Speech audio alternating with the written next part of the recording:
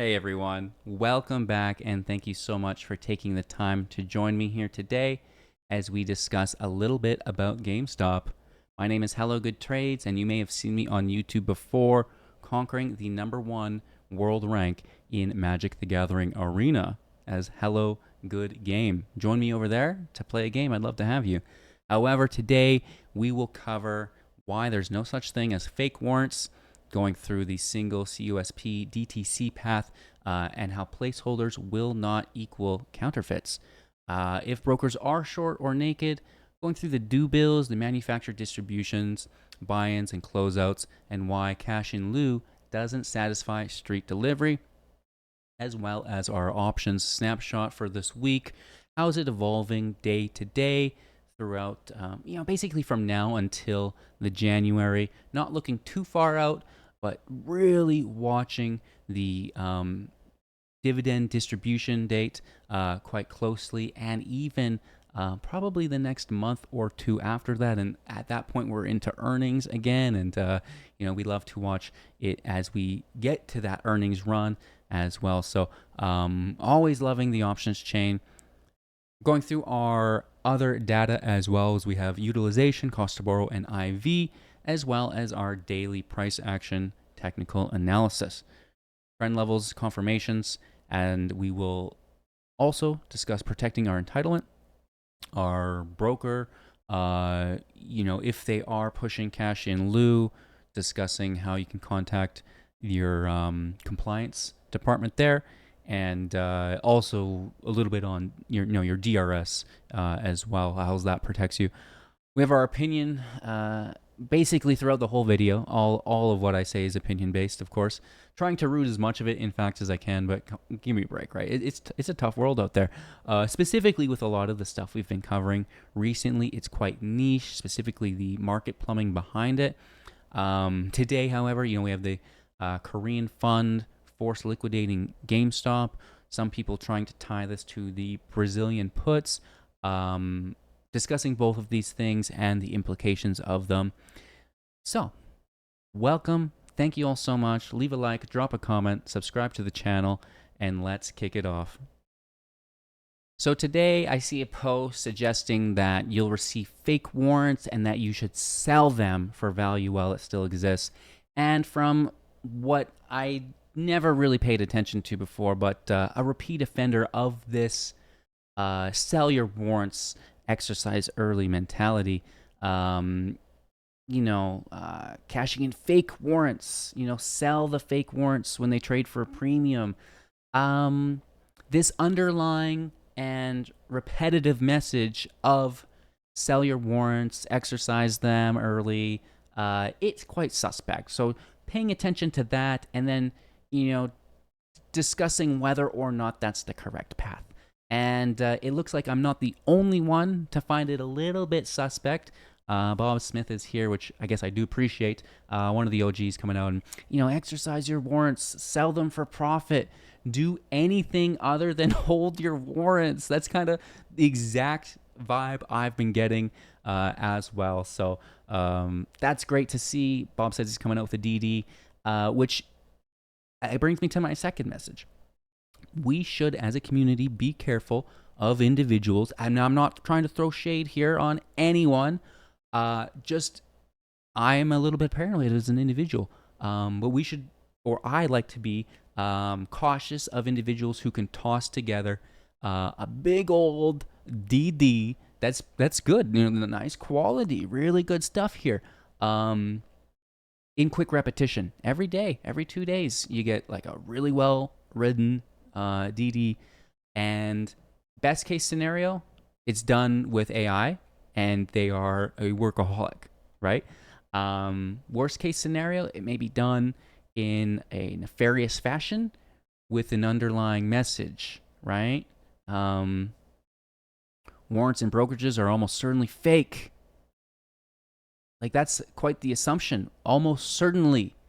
And, with this assumption, we're also recommending to sell the fake warrants when they trade for a premium. So, questionable. I'm not saying they're wrong, just a pattern that I've seen, that maybe some other people have seen, that we're going to discuss today, among other things. So, Warrants 101, why fake isn't a thing. It's a single security, which is a single CUSIP, ISN, the issuer authorizer,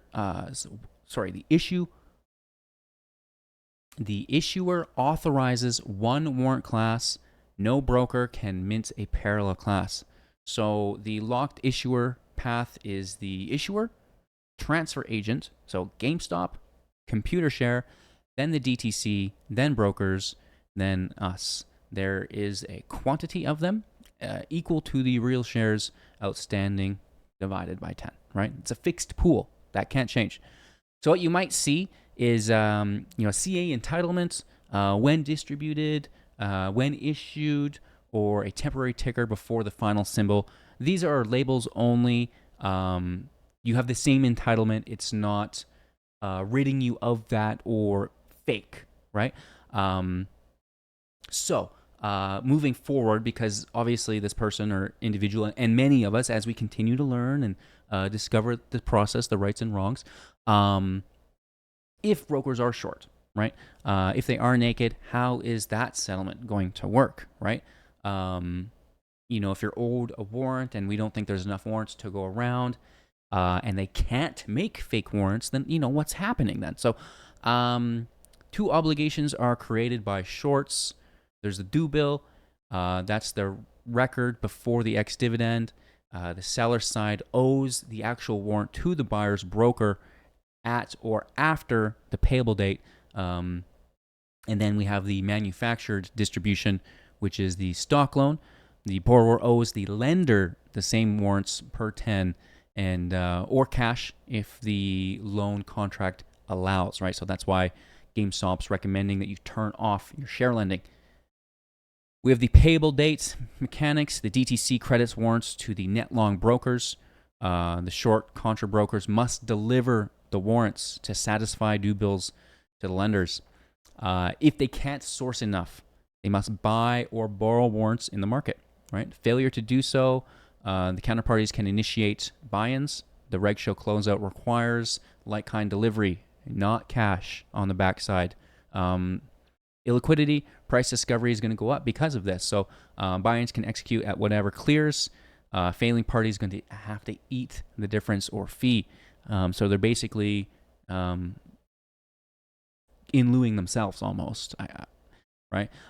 Where cash in lieu fits and where it doesn't. So it's okay with fractional shares, which GameStop's already said we're not doing.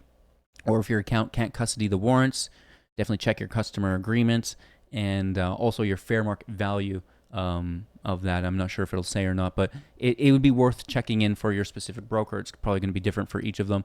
Where it's not okay to settle street obligations, you can't cash in lieu. To customers, it's not going to satisfy due bills or stock loan deliveries. This is still a securities delivery, which is required. So, from what I understand, again, could be wrong, they're not able to really get around that, and they're gonna be put onto the reg show, close out, and have forced buy-ins, which is what's so dangerous, and I think what's driving a lot of the sell your warrants, exercise them early mentality, because you'd be ridding them of that obligation, right? If you sell your warrant to them, that's the obligation gone. If you exercise your warrant, now that your warrant, that obligation is gone as well. So it's just, it's interesting that they're pushing the one thing that could keep them in it another day, right? So just food for thought.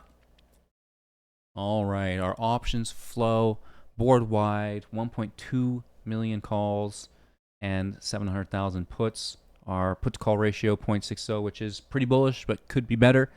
We're 7 to 15% above near-term max pain.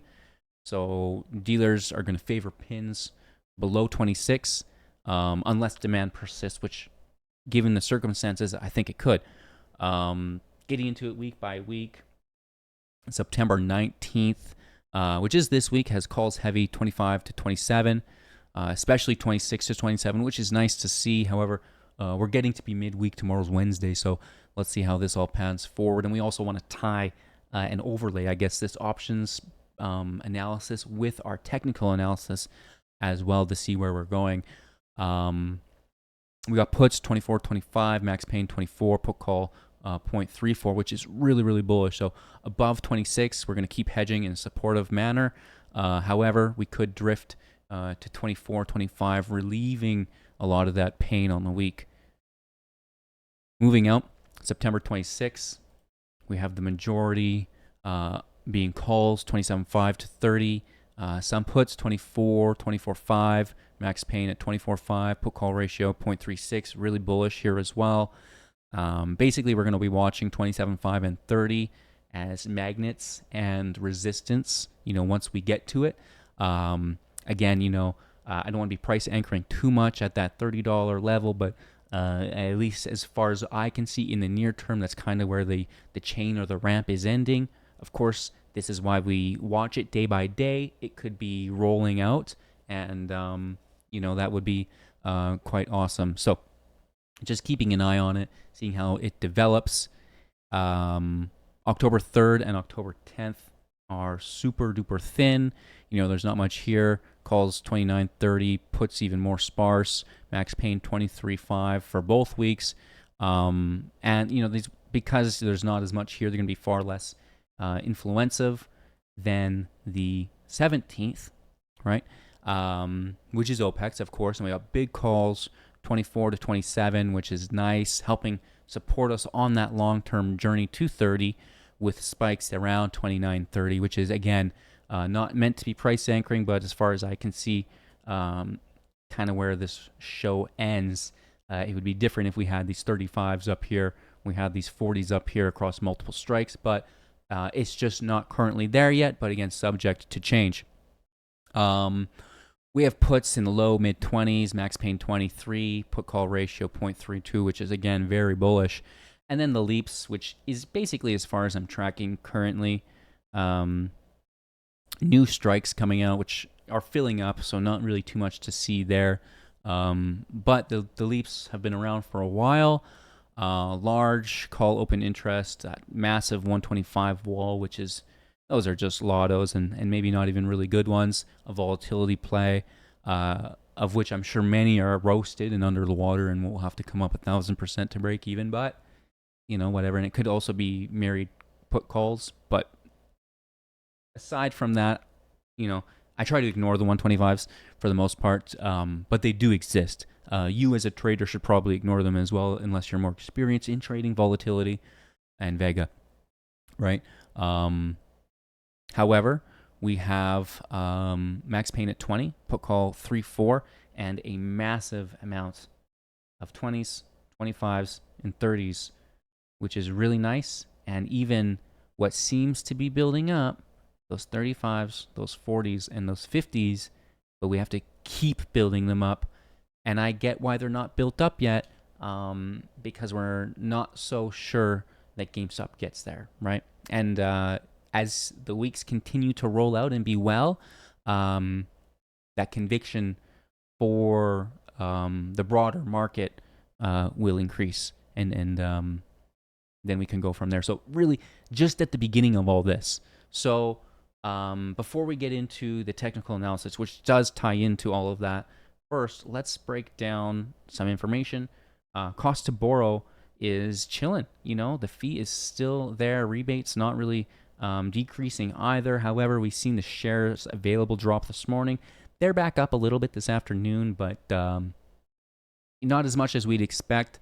The assumption was there will be transfers, so share recalls, and of course less shares available and cost to borrow increasing consequently. So that's not happened yet. Of course, we still have 13 days till our ex-dividend date, so that is still subject to change and something that we'll continue to look for. We also have GameStop's IV is up as well.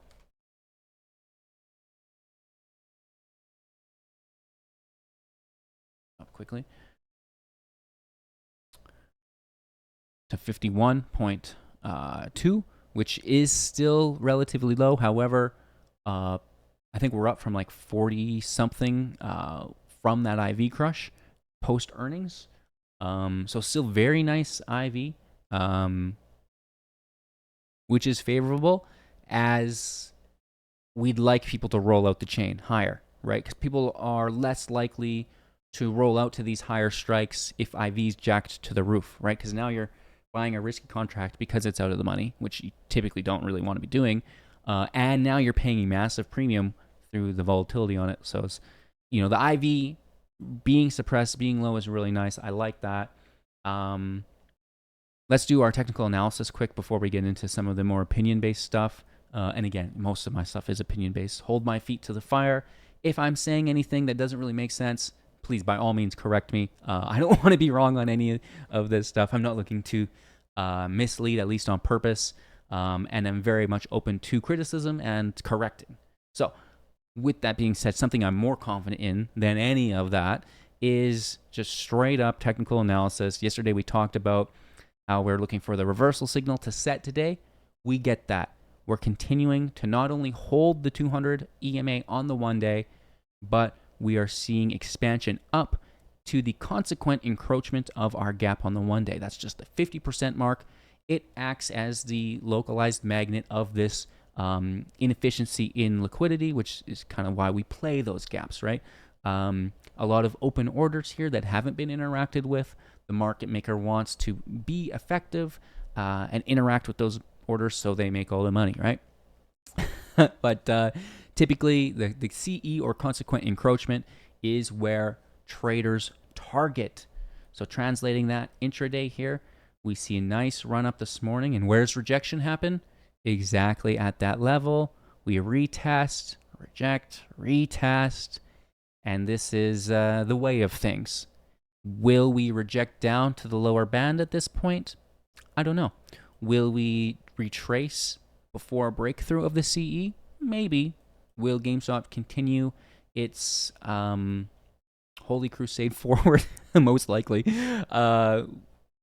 We have continued support here through this reversal signal as long as, again, the 24.5, 24.6 daily 200 EMA can hold. We would like to see at some point, and this is kind of where we could see that retracement come in, a trend retest. So, when you enter a trade, at least for me, I'm looking for the reversal signal. This is our 21 EMA crossing the 50 EMA, being paired with a key level breakout, which is when the price crosses the 200 moving average or intraday VWAP, right? At which point we want to confirm the setup with a trend retest. Now we can see that on our 4-hour. Right? You see how we have our 4-hour reversal? We have our key level breakout, which we had reversal, but no key level here, right? So that's why you've got to pair them together because it rejects. However, we get it here again, pairing it here. And then what do we have here? That's our trend retest. And then we hold it again and again this morning. So this 21 exponential moving average on the 4-hour is looking really, really nice as a primary trend line. As long as that holds, all gravy.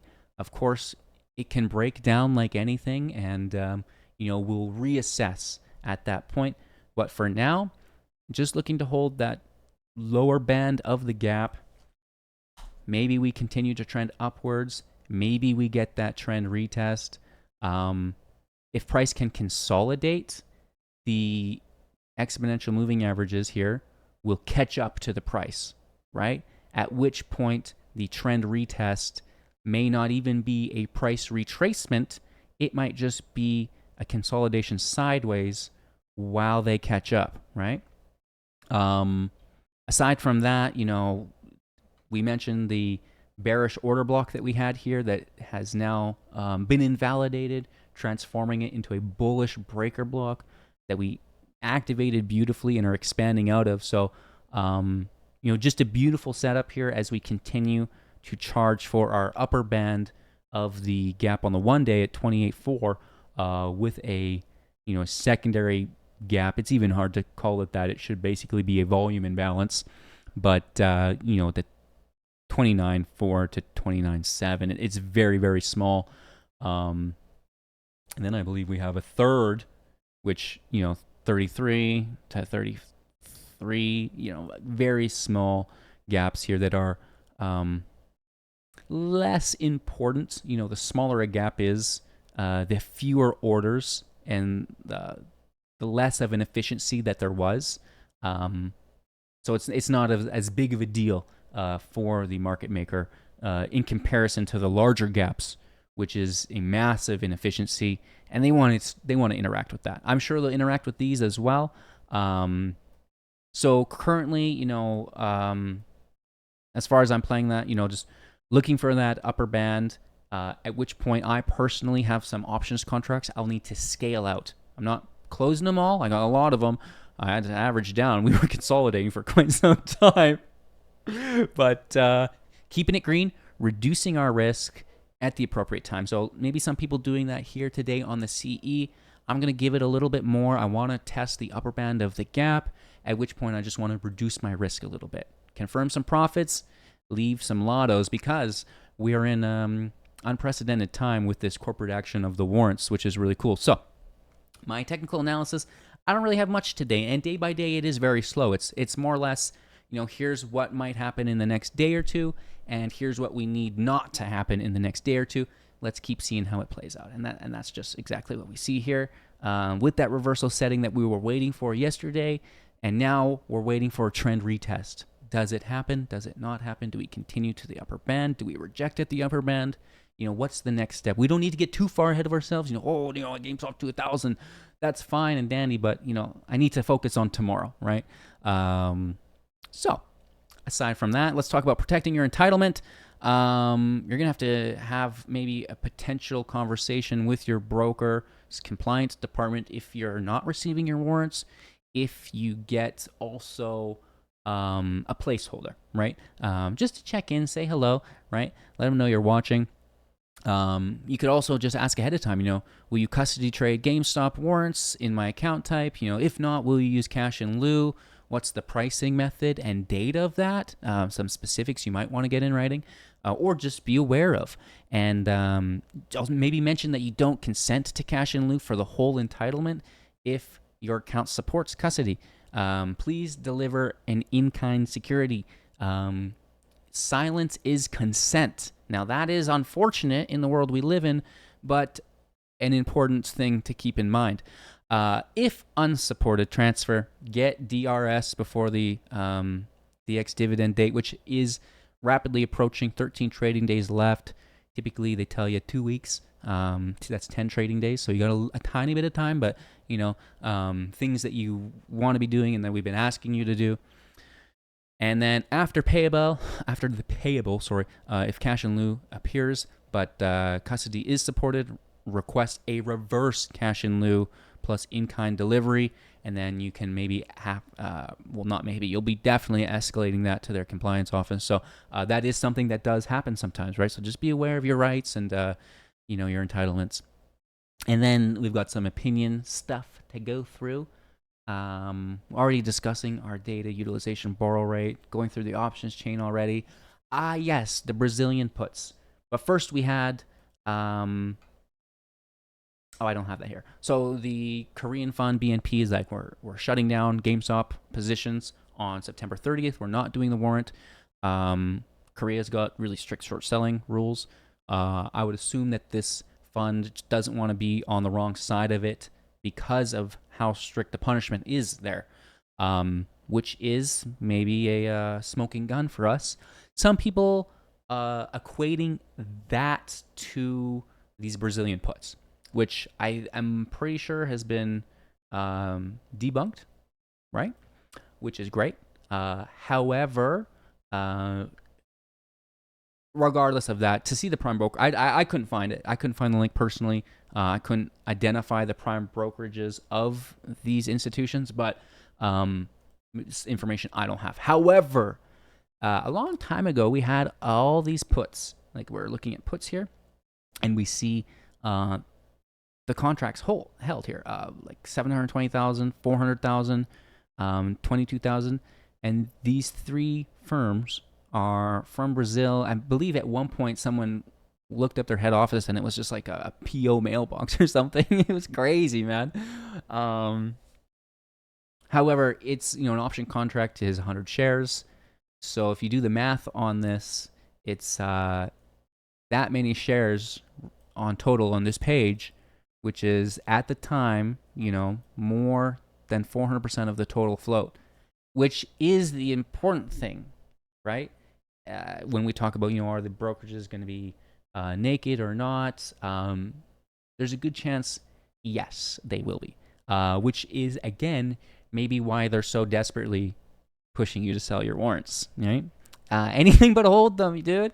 So that's interesting. And then I want to talk about this. Why are they doing that? And it's it's the same. What if GameStop would flash crash to $2? How much would you buy? Specifically, if you had unlimited margin at your availability, you'd buy it all, right? You'd buy more than all of it. You'd buy literally as much as you could possibly. That's exactly what they're doing on the other side of the trade, and what I believe to be a key mechanic of the seller boxing, or whatever, if you will, where we have these volatility spikes. GameStop goes to 100 or 400 at the time, whatever. If you're a short seller at that point and you know that you're flipping the hedge downwards, you go all in. And we see that represented through GameStop's short volume, right? Those massive spikes are ungodly. And that's the other side of the trade, quote unquote, seller boxing you down, because these positions apply so much downwards pressure on the stock that it is almost impossible for it to overcome. And we see that in the market all of the time, where they just get deleted. Oh, here's a volatility spike, and they're luring longs into it on social media, right? And then there's your volatility spike, and then we crush it down harder than we've ever crushed anything before, and then we'll let off a little pressure and repeat the process, right? And it is super duper controlled and a walk down, in my opinion. And many times the downward pressure that is applied to a stock is unsurpassable, and they have to forfeit into bankruptcy and to the OTC, and then don't have to pay capital gains, and we win forever, right? So it's dangerous. And then we also have a nice post today, kind of just going through a few events with Archegos, with UBS, right? Credit Suisse at the time, and that $32 mark, discussing, why $32? And when we kind of look at these massive put positions with the spikes in short interest or short volume, right? Because short interest is suppressed. If we ever clear all-time high, the shorts are so beyond cooked, and I see this a lot as a day trader, where you see a lot of downwards pressure. If you can clear this level, all those shorts are underwater. And there is a lot of shorts who enter on volatility spikes, more than should, and they don't always close out all the way, right? So if you can clear this level, that's where things really get squeezy again. And now I know, all-time high, maybe match and reject, and that's a lot of the time why you do, because they're reloading those big positions to push down again. However, if you can clear that and force them out of their trade, oh my God, that's really what we're looking for end game.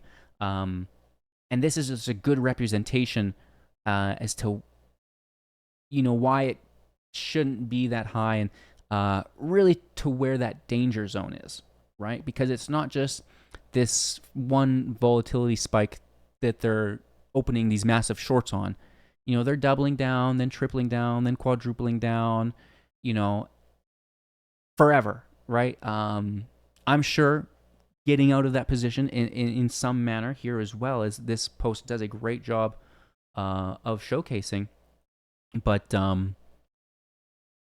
I just wanted to point it out that, in my experience, if you can clear some of because you see the upper wick rejection, and that's a massive indication of huge short pressure. is these wicks on the top of a candle. There's one here, there's one here. They're here, they're here, they're here. If you get above those wicks, oh my gosh, the other side is absolutely cooked. And that's where you really look for the fireworks to take place, is once you can cook that side for sure. Right now, it's just cute. This is cute. Even getting to 32 is cute. But I think we can do better than that. So, people saying that this isn't linked, I get that. I couldn't find the link either. Some people, saying it was. But what is true is that those puts were there. They did represent a multitude of the float. And technically speaking, if you can kind of clear those areas, they're in big trouble. And at that point, I don't really know what happens. That's unprecedented territory. Aside from that, the last thing I want to talk about today is market cap comparison. I seen an individual say maybe GameStop's worth $300 billion. Comparing that is a little suspect, personally, just on fundamentals. Not trying to hate on anyone, but I am such a hater. Always looking to play devil's advocate, as it's important to explore both sides, right? Even when you're wrong, just to understand where that other side is coming from, right? So this individual put out a big DD, which I appreciate. Any positive coverage for GameStop's awesome. But once upon a time, I was trying to learn about Gamma for myself, and they tried selling me access to their Discord. And I'm never going to sell you guys access to a Discord, never going to charge you for anything. I'm not preaching to you, I'm singing with you, right? So always just looking to do this as a community. Anyway, not to hate on people who do charge for their Discords, but I don't like it. There's better ways to do it. If you could make someone that much money, do it up front, and they'll come back and tip you. You know what I mean? So that's just suspect. However, they say GameStop's worth $300 billion. I think, well, maybe that's a little high, but let's check it out. At $300 billion, where does that put them? And we're in income statements. So let's go to overview, and then we see market cap here. $300 billion puts them pretty much at the top of our entire economy, which is aggressive.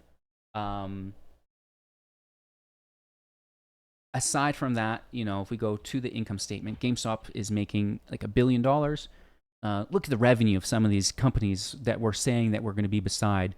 1 billion revenue or 422 billion revenue, right? So the difference is substantial. However, it's okay to hope and look upwards. I just think we should be realistic. And, if GameStop squeezes, sure, the market cap could be worth 300 billion. I see it, right? That's awesome. I love a good short squeeze. However, based on fundamentals, currently, I think that might be a little high. In 10 years, 20 years, sure. We've got, acquisitions, whatever. Absolutely. But currently, I don't want to be a hater. I don't want to price cap or anything. I just think that could be too much, right? So like all these companies making, not 1 billion, but like 30 billion, 100 billion, even 10 billion for Shopify, way down the list, right? So I don't think our revenue is there yet to justify that kind of market cap. And then furthermore, who are we competing against? Like I seen eBay the other day was only worth, and I can't even go down more, but eBay's worth 40 billion. So to say that we're going to be, 6 times more than eBay is, I think, a little aggressive. However, I don't, like, we're going to be bigger than Coca-Cola, right? At 300, so it just seems like a lot. I don't know. What do you think? Let me know in the comments. Let me know that I'm out to lunch and 300 billion is the perfect number and GameStop's going to that right away. I mean, I would love it, but I just, I see it and it's like, well, I don't think that's right. That seems suspect. So always just trying to give you guys the cold hard facts, whether you like it or not, fit your confirmation bias or not. I'm just trying to get a good idea of all of this for myself. Would I like to see, again, GameStop be worth, 30x its current valuation? Sure. Do I think it can do it on a squeeze? Sure. Do I think it's worth that right now? Not so much. Do I think Ryan is worth that as an individual in the future? Absolutely. This is just how I feel, though. Anyways, a little bit of rambling here on the end. I hope you guys all have a great day. Again, thank you so much for hanging out with me. I appreciate it. The beginning of something special. Looking forward to continuing this journey all alongside you as it unfolds for the next 10, 15 years. Who knows? We'll see. Have a magical day. Hit the like, leave a comment, subscribe to the channel, and I'll see you soon in the next.